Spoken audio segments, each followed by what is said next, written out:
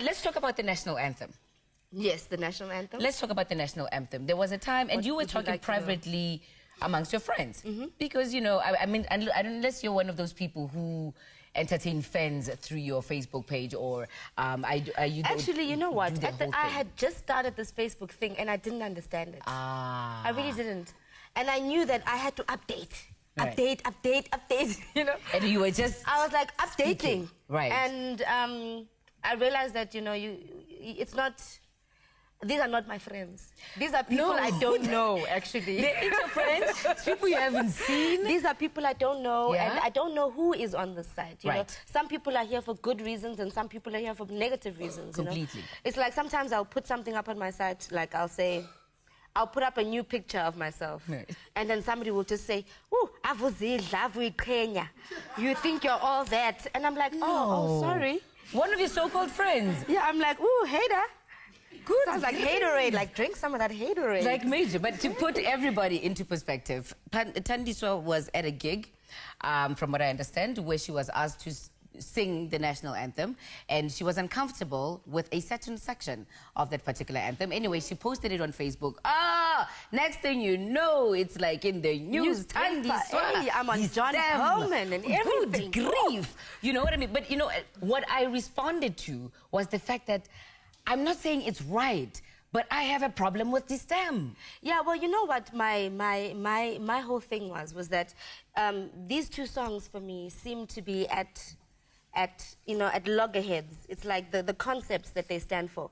When I sing Nkosi Sikelel, I remember my struggle, and I remember my struggle for freedom. I remember people who died for this freedom. And that we used to sing this song at funerals of mass murders. That's what the pictures that come to mind when I sing Nkosi Sikelel.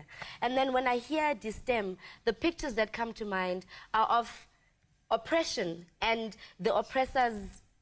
This song for me related that this was what the oppressor sang whenever I sang Nkosi Sikelel. To glorify the past regime and its principles. And its principles, that this is my country and you will be subordinate to me in my country.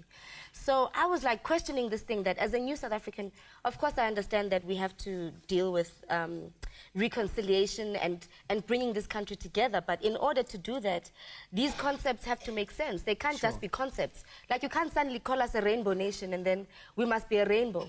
We have to break down these concepts as this rainbow nation. Otherwise it means nothing to us, you know? We have to know, what does this rainbow mean? Does it mean that we forgive and we forget, or does it mean we totally forget? Does it mean we never bring it up again? What does it mean? Or are we allowed to talk about it?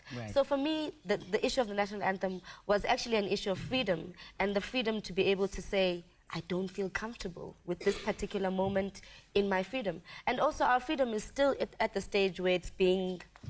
that it's in its development stage. So we have an opportunity right now to make our country exactly what we want it to be. I call our freedom in our country a teenager, because that's what we are.